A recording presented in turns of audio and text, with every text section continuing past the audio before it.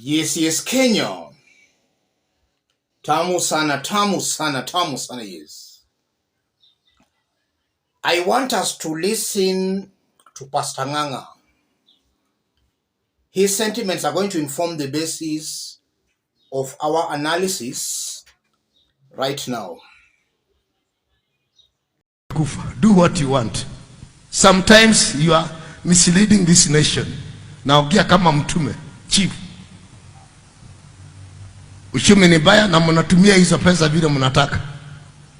Mnaongezea uchumi huko, mnaongezea pesa huko, mnaongezea vitu huko. Na mtu akiwaambia mnafuga kanisa, si muje mfuge. Si mfuge. Mfuge, stupid. Nikuta nikihubiri nitaongea na nitasema what is right, I will speak that. I swear before God. Some of you guys, you are misleading this nation. Na chuma kiko jikoni. Chuma kiko jikoni. Naongea kama mtume. Huyo gai mwadhakanake ni yako mtengura. Huyu Mungu mnacheza naye atawatoa kwa jiko. It is too much. Muongeze nyinyi wenyewe zenyu huku mnatuongezea pesa zingine. I'm not a fan or a follower of Pastor Nganga, and I don't intend on being one. But I find those remarks very truthful, brave, straight and to the point. Mnatumia pesa vile mnataka. Mkiambiwa mnafunga makanisa. Stupid. The remarks are very bold and very brave, and it just explains what's happening in this country. And he's saying, chuma chenu kimotoni. Yes, and he's making those remarks prophetic. In today's daily, there is a very interesting story that was carried by one of the dailies. Puzzle of a government living large.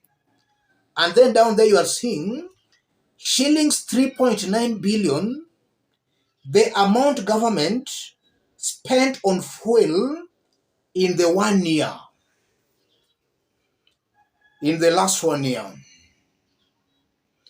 If we forget about the foreign trips locally, this government, and in this case the presidency, has spent 3.9 billion Kenya shillings just locally, roaming from one county to another, lying and doing their 2027 campaigns. I want us to dig deep into this, basing our analysis on Pastor Nganga's remarks. I want us to dig deep into this. If you are watching us but you have not yet subscribed, subscribe, give this video a like. Let's proceed. Yesterday, Kimani Ichung'wah badly attacked Ole Sapit because a day earlier, Ole Sapit had called the government to order. And in a press conference, Ole Sapit made it very clear that this government was not able to address the needs of Kenyans. If you look at what they were saying when they were campaigning and what they're doing right now, they are completely doing the opposite. That's what Ole Sapit said. It was a long press brief. And that's what angered Kimani Ichung'wah, and he described Ole Sapit as an Azimio sympathizer. And now we are seeing Pastor Nganga, who has also been a very staunch William Ruto supporter, also castigating the government. And we have seen in the recent days, more independent voices are calling this government to order. Several bodies are calling this government to order. In this forum, we don't know how to beat about the bush. We always go straight to the point we hit the nail on the head. It's a fact. This is the worst government in Kenya since independence. That's not debatable, guys. If you compare Kenyatta government, Moi government, Uhuru's government, this one is the worst. In fact, if you look at the individuals who have been appointed in this government as cabinet secretaries, principal secretaries, top government officials, I believe the problem starts from there, even if we forget about the CEO of the country, because as long as the head is rotten, the tail will always be rotten. If you look at the individuals who have been charged with the responsibility of helping the president, they are not up to the task. There is no solution Aisha Jumwa can come up with. No solution Moses Kuria can come up with. No solution Kithure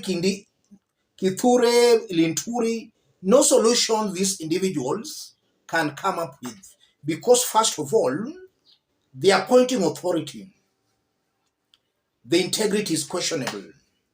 And then those who have been appointed, their integrities are also questionable. So they can't come with a solution to what Kenyans are going through. So somebody is still waiting for the government to deliver. You will wait till Jesus comes back. I just hope Kenyans should take these things you're saying here seriously. This is a government that will not offer any solution to any single issue Kenyans are going through. The best thing, therefore, is for Kenyans to demand, for the resignation of this government. We know parliament is already hijacked. A solution cannot come from parliament. Kenyans can use that power they have been given in the constitution. They can protest, they can demonstrate. All these are rights Kenyans have been given in the constitution. And there is nothing wrong in Kenyans exercising those rights. This is a government that is totally failing, or rather has failed. And giving it more time, it will just end up messing the economy more. Pastor Ngana's remarks confirms that the so-called men, in quote, men of God who campaigned for Ruto, they are now turning against him. We were told that this was a God-given leader. They are now turning against him.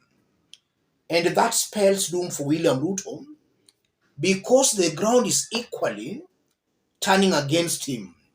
Those who supported him are turning against him. Uchumi ni mbaya. Life is becoming more and more difficult each passing day. Instead of these individuals fixing the economy, they are living large, dishing out money aimlessly. 3.9 billion Kenya shillings has gone to fuel only, hovering around the country, inciting communities, branding some as shareholders and some not shareholders. That's what has eaten 3.9 billion Kenya shillings. Yes. So as I conclude, it's true that Ruto has failed, and unless something is done urgently, William Ruto will not be able to rectify the situation. And that's why I've always believed here, and I'm one person who strongly believes that irrespective of what has happened before, irrespective of which formula William Ruto will use in 2027, he will go down in history as a one-term president.